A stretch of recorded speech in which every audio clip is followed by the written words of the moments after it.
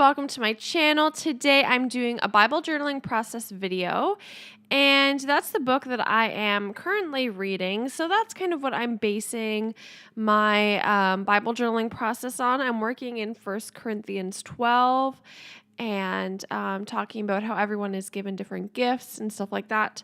So I'm using my Wild Hare kit today, and in my kit, I got these really cool like gel highlighter things, and so I wanted to test them out just to see how they work and what the color looks like. And they're really cool consistency, like it says, like a gel. I would almost want to compare it to gelatos a little bit. So yeah, they were fun to work with, and I'm excited to continue to experiment with these.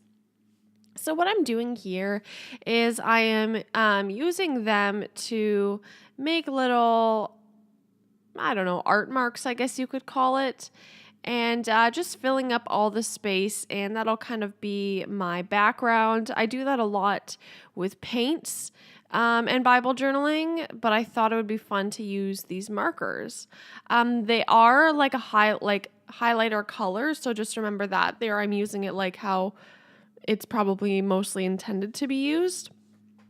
So they are a little bit bright, but I really like them, and I hope that if you get them in your kit that you'll like them too. They're very fun to work with, and yeah, so that's kind of the base that I'm starting with. If you want to see what is in my kit, you are more than welcome to look at my video that I posted on the 2nd of the month that shows my unboxing video. I post that kind of video on the 2nd of every month when I get my kit. If you don't know what the Wild Hare Kits is, it is a hand-curated kit. So you fill out a style profile, you pick either a deluxe or a petite kit, 2 different prices and sizes, and then you get your kit in the mail. So you're not subscribing to anything. There's no commitment. You can do it whenever you would like, which is so great in my opinion. So there's no, like, you don't have to like commit for 6 months or anything like that. So I love using my kit. It really, really gets me through the month, and I get to do a lot of awesome projects. So this is the cut file that came in the kit. If you get the deluxe kit, your kit will come with the cut file already for you. And if you get the petite kit, you can request it, or you'll get the code for your cut file, and you can print it at home yourself. So what I'm doing here is I put the cut file on a piece of paper, just a little strip of paper, so that it could almost be like a tip-in, and then I used some washi tape to hold it down. But the washi tape I used from my stash, it wasn't very good, so I did use some staples as well. And since the background is pretty busy, I'm going to use a lot of these gorgeous die cuts and ephemera from the pack that I got from my kit. I believe it's Heidi Swap. It came with so many wonderful pieces, so it's been a lot of fun to use that. And I also got a stamp set in my kit, but I end up really messing up the stamping twice, so I will actually end up covering all of my stamping up.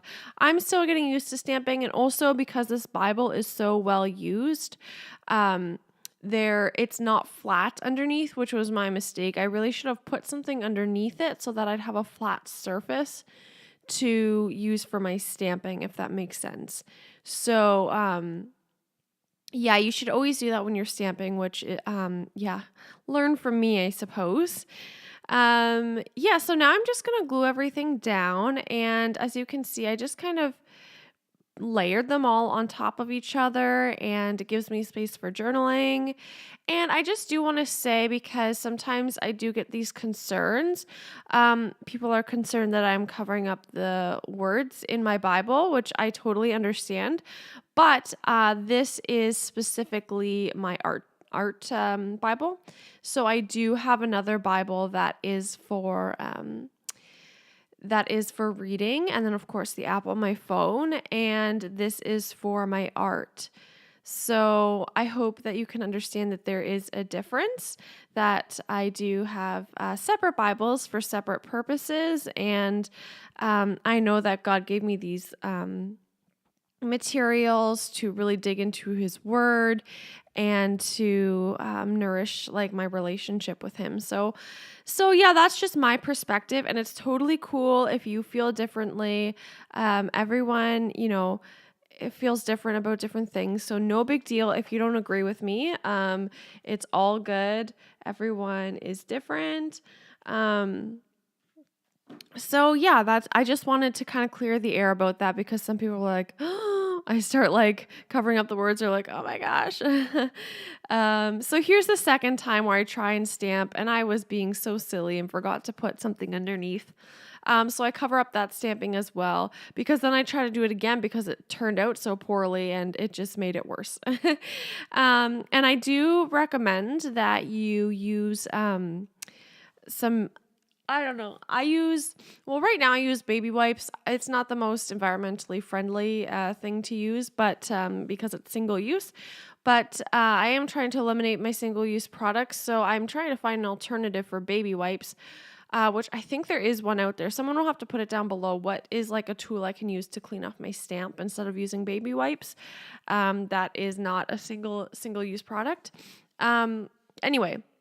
So now I'm kind of decorating the tab section at the top, and again using a lot of great products from that ephemera pack that I have.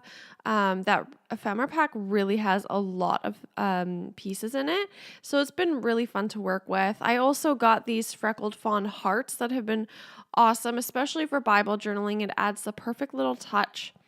You can see I covered up a lot of the background, but I don't mind that. It was very busy. And so I like that there's just little pieces peeking through, and I think that's just fine. Yeah, I think that's kind of the point of like mixed media and layering is that things will get covered up, and that's just the way it's going to be, and that's okay because that's what makes it in the end as a whole, it makes it look good. Just excuse that glue gun there. It doesn't look too good. It looks well used and well loved. Let's just say that.